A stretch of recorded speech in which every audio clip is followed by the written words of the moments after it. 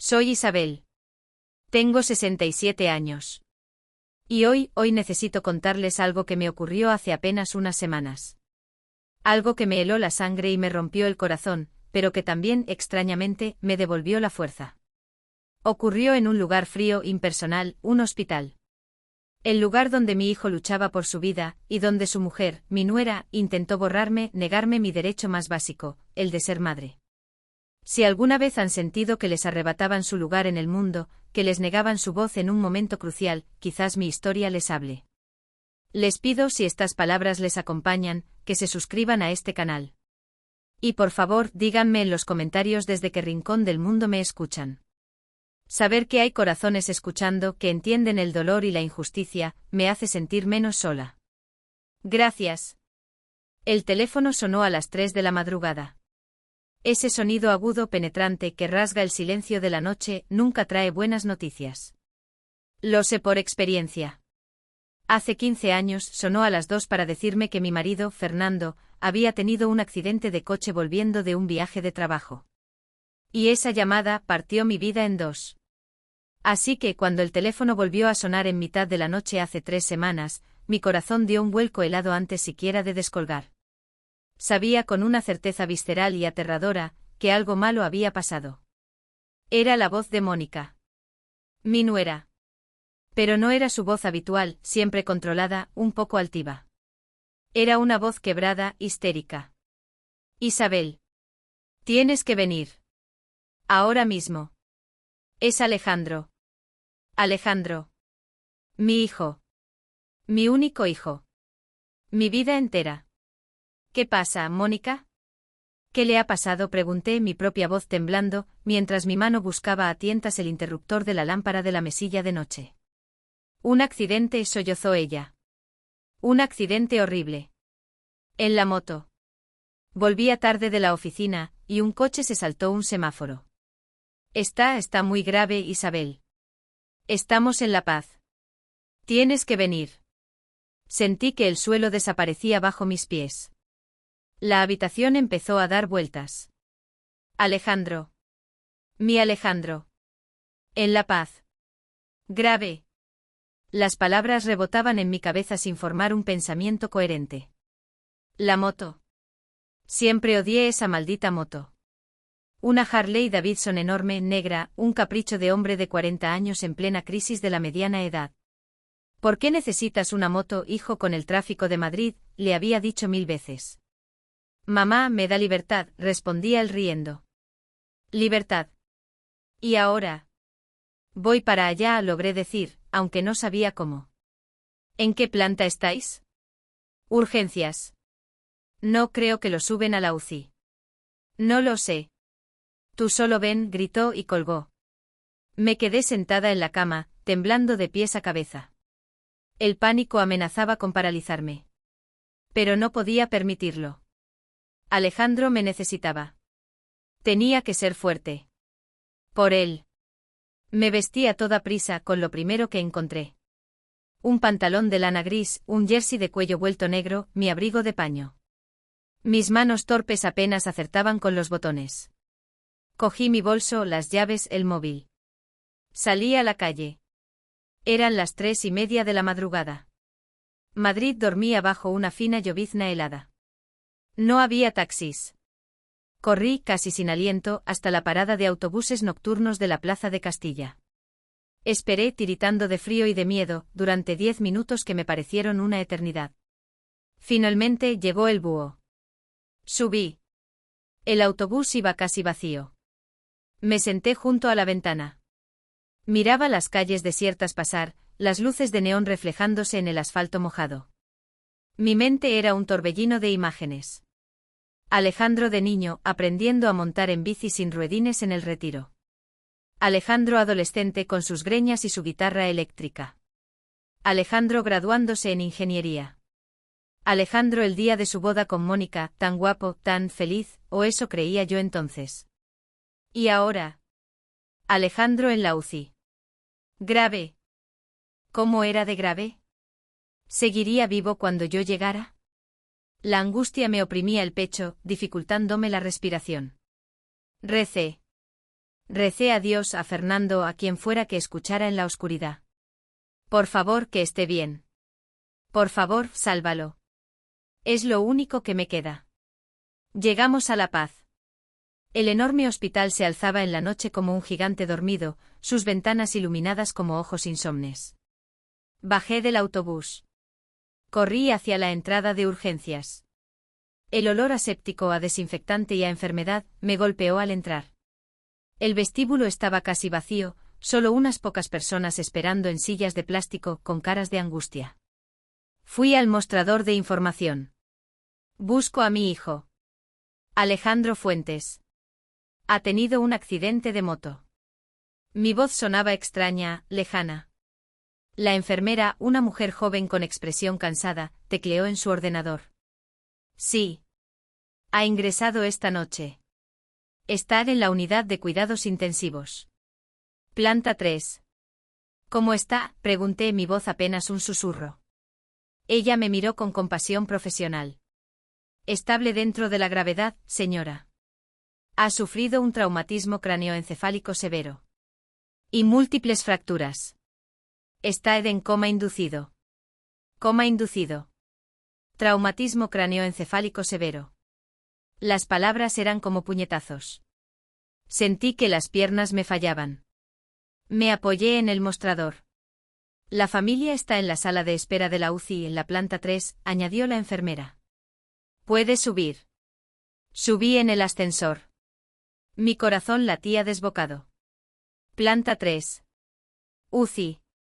Las puertas se abrieron a un pasillo largo, silencioso, iluminado por una luz blanca y fría. Al fondo vi una sala de espera acristalada. Y la vi a ella. A Mónica. Estaba sentada en un sofá de escay azul, rodeada de sus padres, Amalia y Federico, y de su hermana, Cristina. Todos vestidos con ropa cara, incluso a esas horas. Parecían una fortaleza inexpugnable. Mónica lloraba, sí, pero era un llanto contenido, elegante. Apoyaba la cabeza en el hombro de su madre, que le acariciaba el pelo con gesto protector. Federico, su padre, un hombre de negocios importante, hablaba por el móvil en voz baja, con gesto grave. Cristina, su hermana, me miró al verme llegar. Su expresión fue fría. Indiferente. Me acerqué. Lentamente. Mónica, dije en voz baja. ¿Cómo está? Ella levantó la vista. Sus ojos azules, normalmente fríos y calculadores, estaban rojos e hinchados por el llanto. Pero al verme su expresión cambió. No fue alivio. No fue consuelo compartido. Fue hostilidad. Una hostilidad helada. ¿Qué haces tú aquí?, preguntó su voz áspera. Me quedé paralizada. ¿Cómo que qué hago aquí? Es mi hijo, Mónica. ¿Me has llamado tú? Te llamé para informarte, replicó ella, levantándose. Se interpuso entre mí y el sofá donde estaban sus padres. Como una barrera. No para que vinieras a montar un numerito. ¿Un numerito?, repetí, incrédula. Vengo a ver a mi hijo. Necesito verlo. No, dijo ella, tajante. No puedes verlo. ¿Cómo que no puedo verlo? Soy su madre. Y yo soy su mujer, exclamó, levantando la voz. Los pocos familiares que había en la sala de espera nos miraron. Y las visitas en la UCI están restringidas. Solo puede entrar una persona. Y esa persona soy yo. Pero yo necesito saber cómo está. Necesito. Ya te lo diré yo, me cortó. Cuando haya novedades. Ahora, lo mejor que puedes hacer es irte a casa. Aquí solo estorbas. Estorbas. La palabra me golpeó como una bofetada. En el momento más vulnerable de mi vida, con mi hijo debatiéndose entre la vida y la muerte a pocos metros, su mujer me estaba llamando estorbo. Me estaba echando. No me voy a ir, dije, mi voz temblando de rabia y dolor. Me quedaré aquí. En la sala de espera. Hasta que pueda verlo. He dicho que no, gritó ella, perdiendo el control. Su cara se contrajo por la furia. ¿Es que no lo entiendes? No tienes derecho a estar aquí. Él es mi marido. Yo soy la que decide. Tú no eres nadie. No tiene derecho. Usted aquí no es nadie. Las palabras resonaron en el pasillo silencioso del hospital. Me quedé mirándola. Viendo el odio desnudo en sus ojos. Un odio que no entendía. ¿Celos? ¿Posesión? ¿O simplemente crueldad? Amalia, su madre, se levantó. Se acercó a nosotras. Puso una mano protectora en el hombro de Mónica. Me miró a mí con una frialdad glacial. Isabel, por favor. No compliques más las cosas. Mónica está sufriendo mucho. Lo mejor es que te vayas. Ya te avisaremos si hay cambios. Su tono era educado, pero la orden era clara. Vete. Sobras. Miré a mi alrededor. Buscando apoyo. Buscando una mirada amable. Pero solo encontré indiferencia o incomodidad en los rostros de los desconocidos. Estaba sola. Completamente sola frente a ellas. Retrocedí un paso. Y otro. La humillación era insoportable.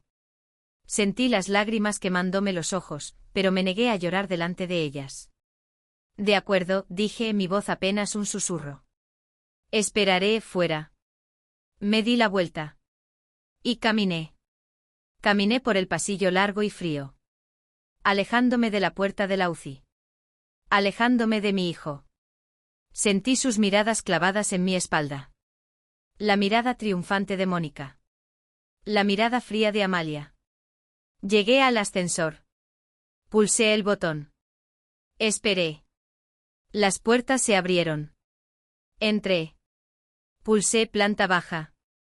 Mientras las puertas se cerraban, vi a Mónica y Amalia abrazadas, consolándose mutuamente. Como si yo fuera la intrusa, la amenaza de la que por fin se habían librado. El ascensor descendió en silencio. Apoyé la frente en la pared metálica y fría. Y entonces sí. Lloré. Lloré en silencio. Lágrimas amargas. Lágrimas de dolor por mi hijo. Lágrimas de rabia por la injusticia. Y lágrimas de una soledad infinita. Me habían prohibido la entrada. Me habían negado mi derecho a estar junto a mi hijo en el momento más crítico. Me habían llamado nadie. Y yo no había sabido qué hacer. Me había retirado. Había huido. Llegué a la planta baja. Salí al vestíbulo. Ya empezaba a clarear fuera. El hospital despertaba lentamente. Enfermeras cambiando de turno. Algún médico con cara de sueño. Fui a la cafetería. Pedí un café solo. Me senté en una mesa apartada, junto a la ventana. Miraba la lluvia fina caer sobre los jardines del hospital. ¿Qué hacer ahora? ¿Volver a casa? ¿Esperar su llamada?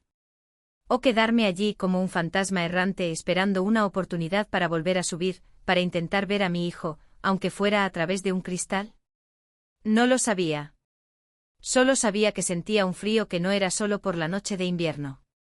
Era el frío del abandono. El frío de saber que para la mujer de mi hijo, yo no tenía derecho a existir. El café solo que me sirvieron en la cafetería de La Paz estaba amargo, casi quemado, pero lo bebí a sorbos lentos, buscando en su calor artificial un consuelo que no llegaba. La taza de loza blanca temblaba ligeramente en mis manos, no solo por el frío que sentía, sino por el temblor interno, esa vibración de angustia pura que recorría mi cuerpo desde la llamada de Mónica. Me quedé sentada en esa mesa de fórmica fría, junto al gran ventanal que daba a los jardines interiores del hospital, viendo cómo el amanecer grisáceo de Madrid empezaba a disolver perezosamente las sombras de la noche. La lluvia fina seguía cayendo, un velo constante que emborronaba el contorno de los árboles desnudos y creaba pequeños charcos brillantes en los senderos. Era un paisaje desolador que reflejaba perfectamente el estado de mi alma. Las horas pasaban con una lentitud exasperante, cada minuto estirándose como un chicle amargo. Las 5 de la mañana. Las 6. Las 7. La cafetería empezó a animarse con el cambio de turno del personal sanitario. Enfermeras con ojeras, médicos bostezando, celadores empujando carros metálicos. Sus conversaciones eran un murmullo ajeno, lleno de tecnicismos médicos y cotilleos intrascendentes que contrastaban brutalmente con la tormenta que rugía dentro de mí. Me sentía completamente fuera de lugar. Una extraña en un planeta desconocido. Una madre a la que le habían prohibido velar por su hijo. Mi mente era un torbellino caótico. Imágenes de Alejandro se superponían sin orden ni concierto. Alejandro riendo a carcajadas en la playa de Cádiz cuando era niño, cubierto de arena. Alejandro discutiendo apasionadamente sobre política en una cena familiar, con ese idealismo un poco ingenuo que tanto me recordaba a su padre. Alejandro nervioso ajustándose la corbata, el día de su boda con Mónica, diciéndome al oído, gracias por todo, mamá. Sin ti. ¿Y ahora? Alejandro en una cama de la UCI. Intubado quizás. Inconsciente. Luchando por su vida. La imagen era tan insoportable que tenía que cerrar los ojos con fuerza, morder mi labio inferior para no gritar allí mismo, en medio de la indiferencia general. Y luego la rabia. La rabia contra Mónica. Su crueldad. Su frialdad. No tiene derecho. Usted aquí no es nadie, ¿cómo podía ser tan inhumana? En un momento así. ¿Qué clase de persona era capaz de negar a una madre el acceso a su hijo moribundo? ¿Era solo posesión? ¿Celos patológicos? ¿O había algo más? ¿Un cálculo frío? Una estrategia para apartarme definitivamente, ahora que Alejandro estaba vulnerable, incapacitado. La sospecha, como un veneno lento, empezó a filtrarse en mi mente. Recordé conversaciones pasadas. La insistencia de Mónica en que Alejandro pusiera todas las propiedades a nombre de los dos. Su interés recurrente por mi testamento. Isabel, deberías ir arreglando esos papeles, por si acaso. Su control absoluto sobre las finanzas de mi hijo. ¿Era posible que? No. Me negaba a creerlo. Sería monstruoso. Pero la duda, una vez sembrada, es difícil de arrancar. Intenté obtener información. Me acerqué de nuevo al mostrador de información de urgencias, ahora más concurrido. La enfermera de la noche ya no estaba. Había otra, mayor, con gafas y gesto severo. Disculpe, dije, mi voz temblorosa. Soy la madre de Alejandro Fuentes. Ingresó esta noche por un accidente. Está en la UCI. ¿Podría decirme si hay alguna novedad? La enfermera me miró por encima de las gafas. Tecleó algo en su ordenador. Alejandro Fuentes Herrera. Sí. Sigue en la UCI. Estado crítico estable. Pronóstico reservado. Las palabras técnicas frías impersonales. ¿Pero ha habido algún cambio? ¿Alguna mejoría? Insistí. Señora, dijo la enfermera con una paciencia forzada. La información detallada solo se le da a la persona de contacto designada. Y en este caso es su esposa, doña Mónica López. Pero yo soy su madre, supliqué. Lo sé, señora. Pero el protocolo es el protocolo, zanjó ella. Tendrá que hablar con su nuera. O esperar al parte médico oficial. El médico responsable de la UCI suele salir a informar a los familiares directos sobre las 11 de la mañana. En la sala de espera de la tercera planta. La sala de espera. El lugar del que me habían expulsado. Volver allí era exponerme a otra humillación. A otra confrontación con Mónica y su clan. Pero ¿qué otra opción tenía? Necesitaba saber. Necesitaba ver al médico. Escuchar de su boca cuál era la situación real. Decidí esperar. Volví a mi mesa en la cafetería. Pedí otro café. Y esperé. Las horas se arrastraban. Las 8. Las 9. Las 10. La cafetería se llenó de familiares angustiados, de pacientes con batas que bajaban a fumar un cigarrillo prohibido. Yo seguía allí sola, invisible, mi angustia creciendo con cada minuto que pasaba. Saqué mi móvil. Busqué el número de Alejandro. Dudé. ¿Llamarlo? Era absurdo. Estaba en coma inducido. Pero necesitaba hacer algo. Le envié un mensaje de texto. Simple. Directo. Alejandro, mi vida. Soy mamá. Estoy aquí. Te quiero. Lucha. Sabía que no lo leería. Quizás nunca lo leería. Pero necesitaba enviarlo. Como un mensaje lanzado al vacío. Como una oración digital. A las 10:30, reuní todo el valor que me quedaba. Me levanté. Fui al baño, me lavé la cara, intenté arreglarme un poco el pelo. Me miré al espejo. Parecía una náufraga. Pero había una determinación nueva en mi mirada. No iba a rendirme. No iban a borrarme tan fácilmente. Subí de nuevo a la tercera planta. Al pasillo silencioso de la UCI. Caminé con paso firme aunque mi corazón latía desbocado. Llegué a la sala de espera acristalada. Estaban allí. Mónica. Sus padres Amalia y Federico. Su hermana Cristina. Habían traído termos de café y bolsas de alguna pastelería cara. Parecían instalados. Como si estuvieran en el salón de su casa. Hablaban en voz baja. Mónica ya no lloraba. Tenía el rostro pálido, sí, pero su expresión era controlada. Fría. Me vio llegar. Su mirada se endureció. Se levantó. Salió al pasillo a mi encuentro cerrando la puerta de cristal tras de sí, como para proteger su territorio. ¿Qué haces aquí otra vez, Isabel?, preguntó, su voz un susurro hostil. Te dije que te fueras. He venido a esperar al médico, Mónica, respondí, manteniendo la calma a duras penas. Tengo derecho a saber cómo está mi hijo. El médico hablará conmigo, replicó ella. Yo soy su mujer. Yo soy la responsable. Tú no tienes nada que hacer aquí. Soy su madre, repetí, sintiendo como la rabia volvía a subir. ¿Es que no entiendes lo que eso significa? Significa que eres la madre, dijo con un matiz de desprecio. Pero legalmente la que toma las decisiones, la que recibe la información, soy yo. Así que por favor, vete. No hagas esto más difícil. No me iré hasta que hable con el médico, insistí. Pues espera en el pasillo, exclamó, levantando la voz. Pero no entres ahí.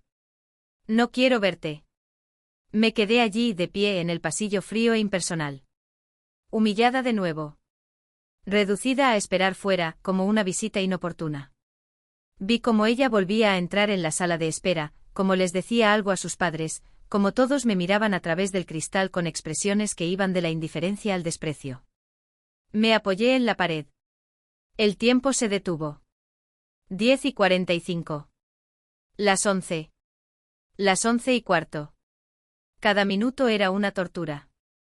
Oía las conversaciones amortiguadas al otro lado del cristal. Oía el sonido lejano de los monitores de la UCI. Imaginaba a Alejandro allí dentro, solo, rodeado de tubos y máquinas. Y yo aquí fuera, separada de él por un cristal y por el odio inexplicable de su mujer. Finalmente, a las 11:30 pasadas, vi a un médico salir de la zona restringida de la UCI. Un hombre de unos 50 años con bata blanca, aspecto cansado pero amable. Llevaba una carpeta en la mano. Se dirigió a la sala de espera. Mónica y sus padres se levantaron al instante y salieron a su encuentro en el pasillo, bloqueándome el paso. ¿Doctor Casas?, preguntó Federico, el padre de Mónica, con su voz de autoridad empresarial. Somos la familia de Alejandro Fuentes. Su mujer, Mónica. Sus suegros. Me ignoraron por completo. Sí. Soy yo, dijo el médico.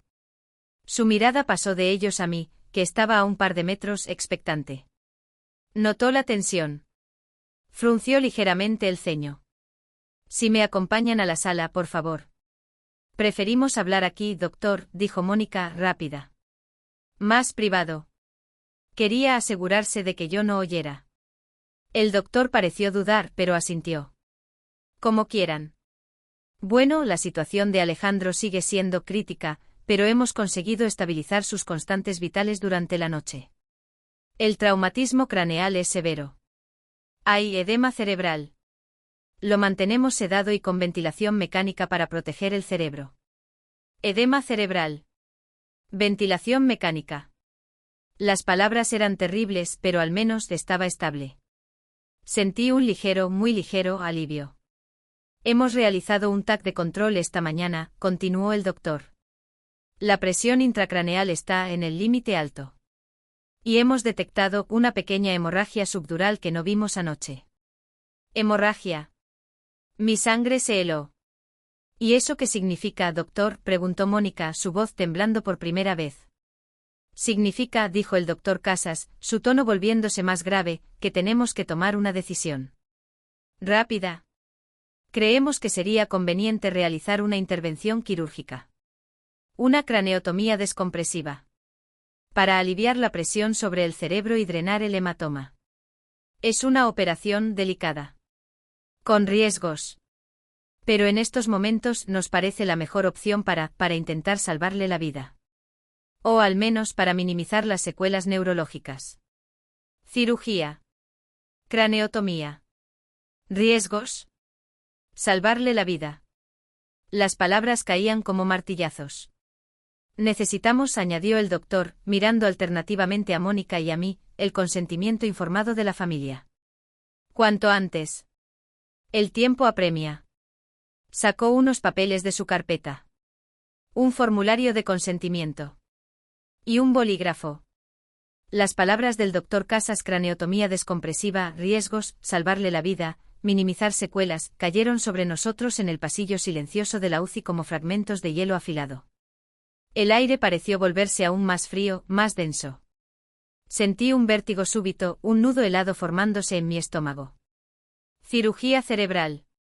Mi Alejandro. Mi hijo. La imagen mental era insoportable, su cabeza abierta, el cráneo perforado, manos extrañas hurgando en el órgano misterioso que contenía sus recuerdos, sus sueños, su esencia. Me apoyé instintivamente en la pared fría del pasillo, sintiendo que las piernas volvían a fallarme. Mónica reaccionó de forma diferente. Tras un instante de shock visible, una palidez repentina, un ligero temblor en sus manos, su máscara de control se recompuso casi al instante. Dio un paso al frente interponiéndose entre el médico y yo, asumiendo el papel de portavoz oficial, de única interlocutora válida. ¿Riesgos, doctor?, preguntó, su voz sonando sorprendentemente firme, casi ejecutiva. ¿Qué porcentaje de éxito tiene esta craneotomía? Señora, respondió el doctor Casas con paciencia profesional, en medicina nunca hablamos de porcentajes exactos, cada caso es único. Pero en situaciones como la de su marido con un hematoma subdural que está aumentando la presión intracraneal, la intervención ofrece la mejor oportunidad. Los riesgos existen como en cualquier cirugía mayor, especialmente neurológica: infección, hemorragia postoperatoria, daño neurológico adicional. Pero créame, en este momento los riesgos de no intervenir son significativamente mayores. El edema cerebral puede causar daños irreversibles, incluso la muerte. ¿Muerte? La palabra flotó en el aire, pesada, ominosa. Entiendo, dijo Mónica, asintiendo fríamente como si estuviera evaluando un informe de mercado. Cogió los papeles de consentimiento que el doctor seguía sosteniendo. Déjeme leer esto. Lo firmaré de inmediato. Extendió la mano para coger también el bolígrafo. Estaba asumiendo, sin dudarlo, que la decisión era exclusivamente suya. En ese instante algo dentro de mí hizo clic. La niebla de miedo y dolor que me embargaba se disipó fugazmente, reemplazada por una oleada de instinto maternal puro, feroz. Mi hijo. Estaban hablando de operar a mi hijo. De abrirle la cabeza. Y yo estaba allí apartada, silenciada, mientras ella, una mujer que apenas lo conocía en profundidad, que lo había alejado de mí, iba a tomar una decisión irrevocable sobre su vida. No. No podía permitirlo. Espere, dije. Mi voz sonó más fuerte de lo que esperaba. Di un paso al frente saliendo de mi rincón de invisibilidad. Me interpuse entre Mónica y el médico. Mónica se giró hacia mí, sus ojos azules lanzando chispas de furia. ¿Qué pasa ahora, Isabel? ¿No ve que estamos en medio de algo importante? Exactamente, Mónica, repliqué sosteniendo su mirada. Estamos hablando de la vida de mi hijo. Y yo también tengo algo que decir. Y algo que preguntar. Me giré hacia el doctor Casas, ignorando la expresión indignada de mi nuera. Doctor, ¿cuáles son exactamente las posibles secuelas neurológicas de la operación? ¿Y cuáles son las secuelas si no se interviene? El doctor me miró sorprendido por mi interrupción, pero respondió con profesionalidad. Las secuelas son impredecibles en ambos casos, señora. Dependen de la extensión del daño cerebral inicial y de la evolución postoperatoria. Pueden ir desde problemas motores o de lenguaje, hasta déficits cognitivos o cambios de personalidad. La cirugía busca minimizar esos riesgos al aliviar la presión, pero la propia intervención también puede causar algún daño. Es una decisión difícil. Un balance de riesgos. ¿Y si no supera la operación?, pregunté, mi voz temblando al pronunciar las palabras temidas.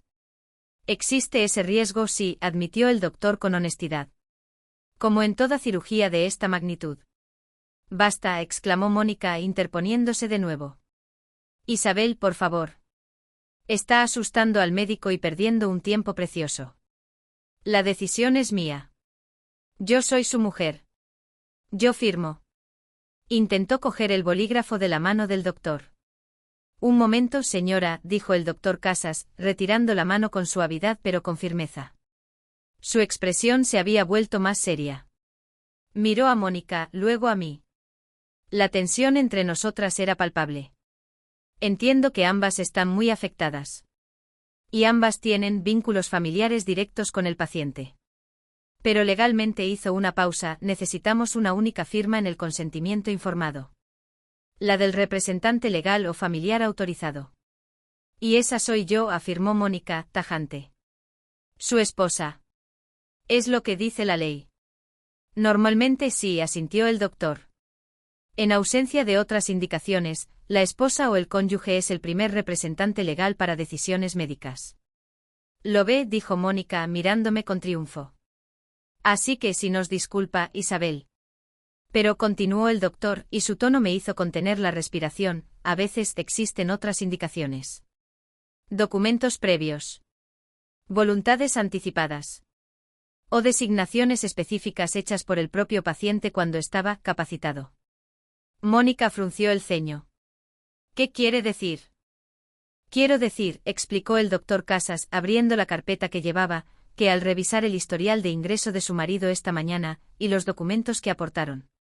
Miró a Mónica y sus padres, que seguían observando la escena en silencio desde la puerta de la sala de espera, encontré algo inusual. O al menos, algo que necesito verificar antes de proceder. Sacó una hoja de la carpeta. No era el formulario de consentimiento. Era una fotocopia. Una fotocopia de un documento antiguo con sellos y firmas. ¿Qué es eso?, preguntó Mónica, con un mal presentimiento en la voz. Federico, su padre, se acercó interesado. Esto, dijo el doctor, ajustándose las gafas, parece ser un poder notarial para asuntos de salud. Otorgado por don Alejandro Fuentes Herrera hace bastante tiempo. Miró la fecha. Hace 12 años. Ante el notario don Arturo Mendoza. 12 años. Antes de conocer a Mónica. Fue poco después de la muerte de Fernando, su padre. Recuerdo que Alejandro, sintiéndose de repente la cabeza de familia, decidió poner en orden sus papeles, como decía él. Influenciado probablemente por la experiencia dolorosa con la enfermedad y muerte de su padre. Un poder notarial, repitió Mónica, incrédula. ¿A favor de quién? Seguro que está revocado. ¿O no es válido? Está debidamente inscrito en el registro de últimas voluntades, según consta aquí, afirmó el doctor, señalando un sello. Y no hay constancia de su revocación. En él, don Alejandro designa explícitamente a una persona, y solo a una, con plenos poderes para tomar cualquier decisión médica en su nombre en caso de que él no pudiera hacerlo por sí mismo. ¿Y quién es?, preguntó Mónica, impaciente. ¿Su socio? ¿Algún amigo? Su tono era de incredulidad. No concebía que Alejandro hubiera podido designar a alguien que no fuera ella. El doctor Casas levantó la vista del papel. Su mirada se encontró con la mía. Y vi en sus ojos una mezcla de sorpresa y comprensión. Designó, dijo el doctor, su voz clara resonando en el pasillo silencioso, a doña Isabel Herrera Sanz. Mi nombre. Me quedé sin aire. ¿Yo? Alejandro me había nombrado a mí. No lo recordaba. Vagamente recordaba haber firmado unos papeles en la notaría con él hacía años, algo sobre autorizaciones médicas mutuas, por si a alguno nos pasaba algo. Pero un poder tan específico. ¿Tan vinculante? Mónica soltó una carcajada. Una carcajada nerviosa, incrédula. Eso es imposible. Es un error. Ese es absurdo. Ese poder no vale nada. Yo soy su mujer. La ley me ampara a mí. La ley ampara la voluntad expresa del paciente, señora, la corrigió el doctor, con calma pero con firmeza.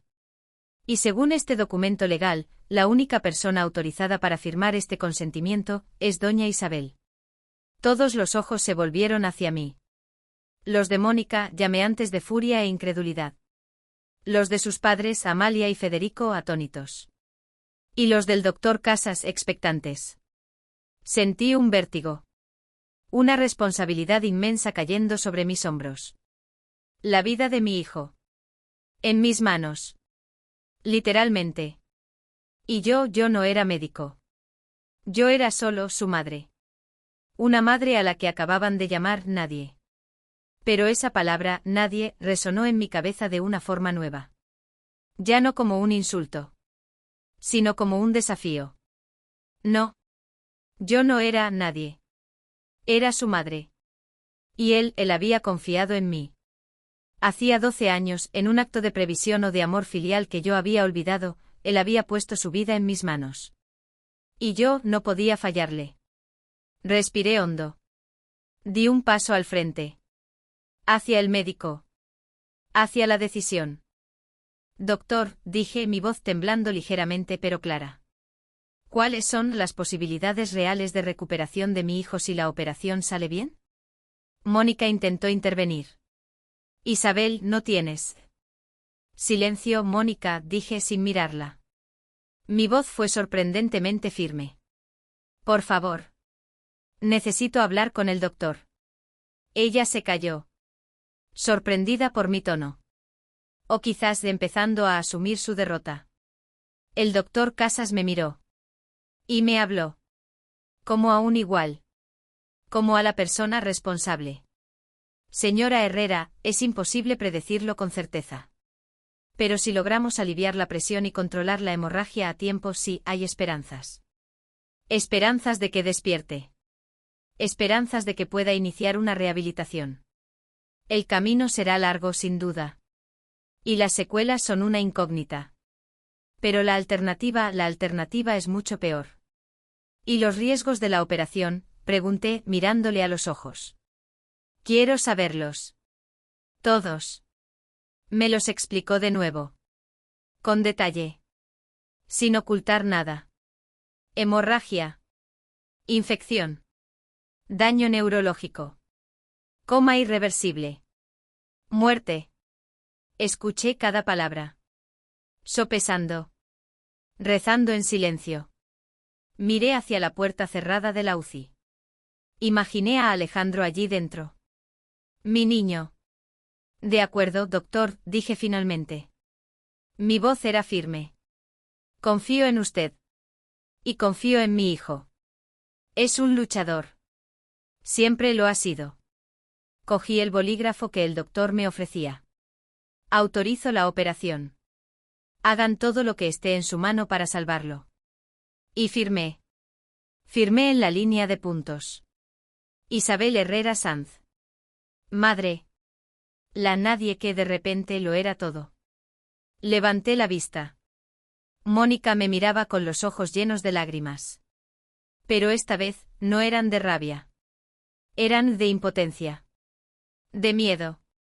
El doctor Casas recogió el formulario firmado. Excelente decisión, señora. Actuaremos de inmediato. Les mantendremos informados. Hizo una inclinación de cabeza y desapareció tras las puertas de la UCI. Nos quedamos solas en el pasillo. Mónica, sus padres, su hermana. Y yo. El silencio era denso. Incómodo. Amalia, la madre de Mónica, se acercó a mí. Su rostro altivo mostraba una fisura de respeto a regañadientes. Isabel, dijo en voz baja.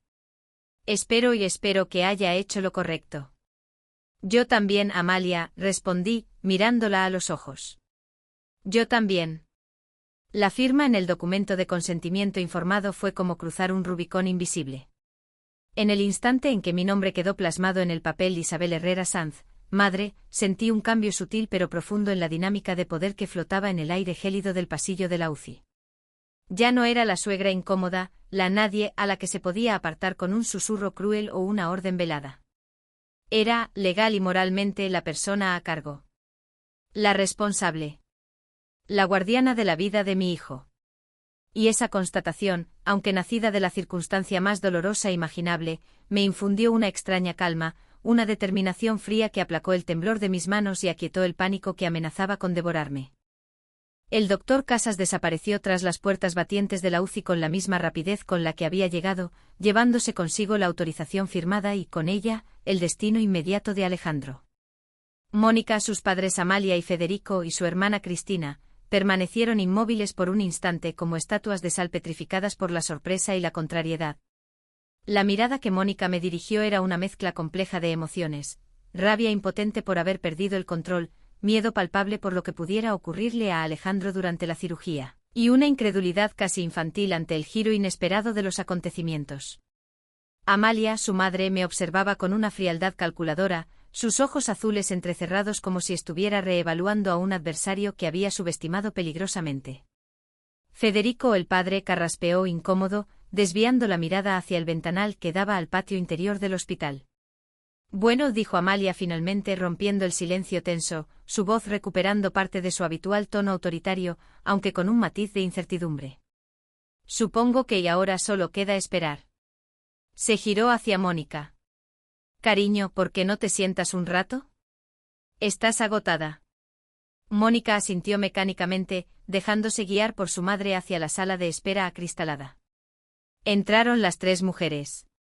Federico dudó un instante mirándome a mí, luego a la puerta cerrada de la UCI. Isabel, dijo, su voz sonando un poco más conciliadora que la de su mujer. Esto es una situación difícil. Para todos. Esperemos que los médicos sepan lo que hacen. Confío en ellos, Federico, respondí manteniendo mi tono neutro pero firme. Y confío en la fortaleza de mi hijo. Él asintió de nuevo. Sí, si necesita algo y un café, agua. Gracias.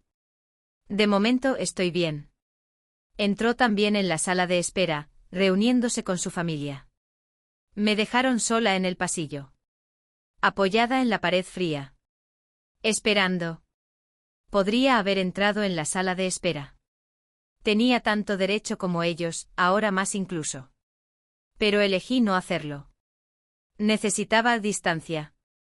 Necesitaba mi propio espacio para procesar, para rezar, para esperar. No quería compartir mi angustia con ellos.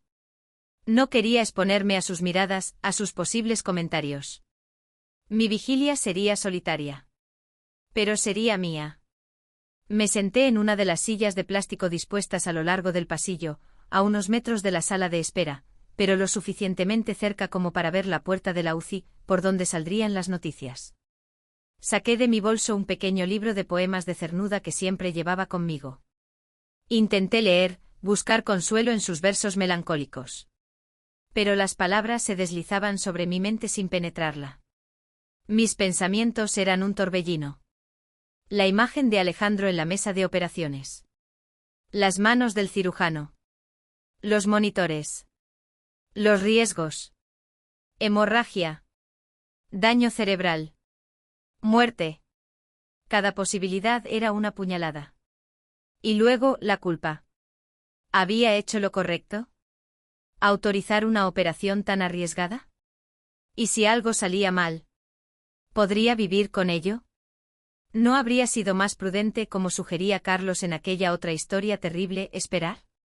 Pero la cara del doctor Casas, su urgencia, su honestidad al exponer los riesgos mayores de la inacción, me habían convencido.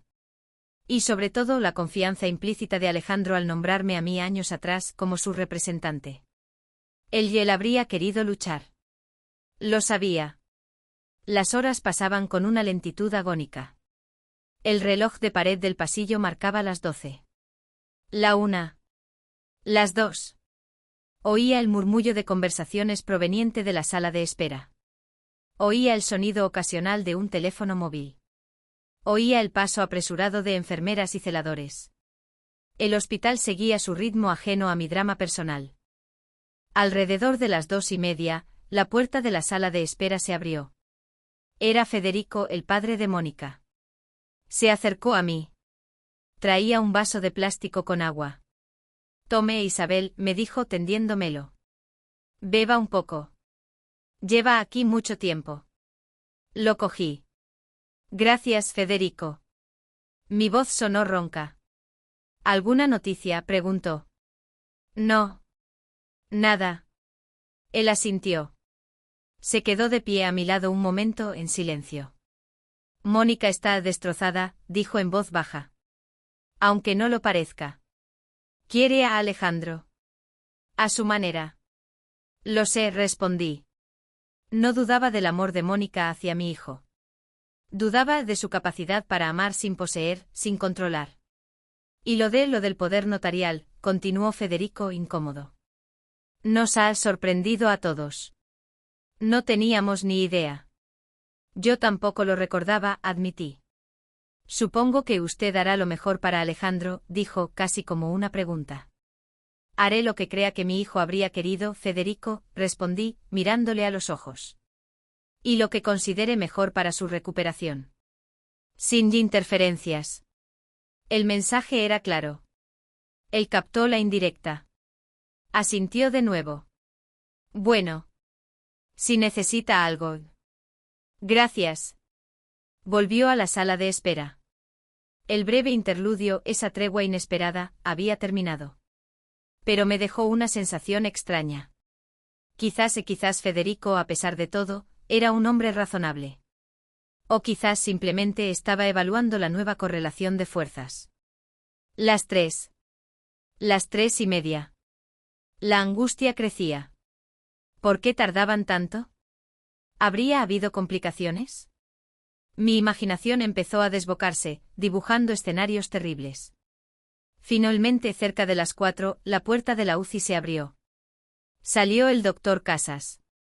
Sin la bata quirúrgica, ahora con su bata blanca normal. Su rostro mostraba cansancio, pero había una leve sonrisa. Me levanté de un salto. Al mismo tiempo, Mónica y sus padres salieron de la sala de espera. Nos congregamos a su alrededor, expectantes. «Doctor», preguntó Mónica, su voz apenas un hilo. El doctor Casas nos miró a todos. Luego sus ojos se posaron en mí. La intervención ha sido larga y compleja, empezó diciendo. Mi corazón se encogió. El hematoma era mayor de lo que parecía en el TAC. Y la presión intracraneal era muy alta. Hemos tenido que trabajar con mucho cuidado. Hizo una pausa que nos pareció eterna. Pero él añadió, y una sonrisa cansada pero genuina asomó a sus labios, hemos conseguido drenar el hematoma por completo y aliviar la presión. La operación ha sido un éxito. Un suspiro colectivo de alivio recorrió el pasillo. Mónica soltó un sollozo y se abrazó a su madre. Yo sentí que las piernas me flaqueaban de nuevo, pero esta vez de pura tensión liberada. Me apoyé en la pared. Alejandro ha superado la cirugía, continuó el doctor. Sus constantes son estables. Lo mantendremos sedado y en observación intensiva durante las próximas 48 horas, que son críticas. Pero somos optimistas. Cautelosamente optimistas. ¿Se recuperará?, pregunté, mi voz temblorosa. ¿Tendrá secuelas? Es imposible saberlo todavía, señora Herrera, respondió el doctor con honestidad. El cerebro es un órgano muy complejo. La recuperación será lenta. Larga. Requerirá mucha paciencia. Y mucha rehabilitación. Pero hemos conseguido darle una oportunidad. Una buena oportunidad.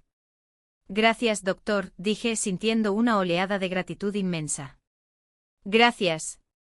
Gracias a ustedes por su confianza, dijo él. Ahora necesita descansar. Podrán entrar a verle de uno en uno durante unos minutos, dentro de un par de horas, cuando esté instalado de nuevo en su box. Pregunten en el mostrador de la UCI. Hizo una inclinación de cabeza y se alejó por el pasillo. Nos quedamos solos de nuevo. Pero el aire era diferente. La angustia asfixiante había sido reemplazada por una mezcla de alivio, cansancio y una nueva incertidumbre, la del largo camino de la recuperación. Mónica se había separado de su madre. Se secaba las lágrimas. Me miró. Su expresión era extraña. Ya no había hostilidad abierta. Había agotamiento. Y quizás, solo quizás, una mínima chispa de respeto a regañadientes. Bueno, dijo en voz baja. Ha salido bien. Gracias por firmar. Fue casi inaudible. Pero lo dijo. Lo hice por Alejandro, respondí sin añadir nada más. No era momento para reproches ni para reclamar victorias. Amalia y Federico se acercaron. Nosotros nos vamos a casa un rato, Mónica, dijo Amalia. A descansar. Tú quédate aquí. Avísanos si hay novedades. Besaron a su hija y se fueron, dedicándome una inclinación de cabeza formal al pasar. Nos quedamos solas. Mónica y yo. En el pasillo silencioso. La esposa y la madre. Las dos mujeres de la vida de Alejandro. Separadas por un abismo de desconfianza y resentimiento, pero unidas, en ese momento, por la misma angustia y la misma esperanza. Iré a tomar un café, dijo ella, rompiendo el silencio incómodo. ¿Quieres algo? No, gracias. Esperaré aquí. Ella asintió. Y se fue en dirección a la cafetería. Me quedé sola de nuevo. Apoyada en la pared. Mirando la puerta cerrada de la UCI. Esperando. Esperando poder ver a mi hijo. Esperando el futuro. Un futuro incierto, sí. Lleno de desafíos. Pero un futuro en el que Alejandro, gracias a una decisión difícil y a un viejo papel olvidado, todavía tenía una oportunidad. Y yo seguiría allí. A su lado. Como siempre. No como una sombra. Sino como su madre. La que a pesar de todo, nunca dejaría de luchar por él. Gracias por haber caminado conmigo por los pasillos fríos de ese hospital, por haber compartido mi angustia y mi esperanza. Aquella noche, cuando mi nuera Mónica intentó prohibirme la entrada a la UCI, cuando me gritó que yo no tenía derecho, sentí una de las mayores humillaciones de mi vida. En el momento de mayor vulnerabilidad, cuando mi hijo se debatía entre la vida y la muerte, me sentí despojada de mi rol más esencial, el de ser madre. El descubrimiento de aquel viejo poder notarial, esa designación olvidada que Alejandro me había otorgado años atrás, fue providencial. No lo vi como una herramienta de venganza contra Mónica, aunque confieso que hubo una cierta justicia poética en ver cómo su arrogancia se desmoronaba. Lo vi como una responsabilidad. La responsabilidad de cumplir la voluntad de mi hijo, la de tomar la decisión médica más difícil en su nombre. Y la tomé. Con miedo, sí. Pero con la convicción de estar haciendo lo que él habría querido, luchar. La operación fue un éxito, pero la recuperación de Alejandro será larga. Y la relación con Mónica sigue siendo una incógnita. Quizás el miedo compartido, la vulnerabilidad expuesta, hayan abierto una pequeña grieta en el muro de hostilidad. O quizás no. El tiempo lo dirá. Pero algo ha cambiado para siempre, he recuperado mi lugar. He demostrado, no con gritos ni reproches, sino con la fuerza silenciosa de la ley y del amor maternal, que no soy nadie. Que tengo derecho. Y que mi firma, la firma de una madre, todavía tiene el poder de decidir. Gracias por escucharme hoy. Leeré, como siempre, cada uno de sus comentarios.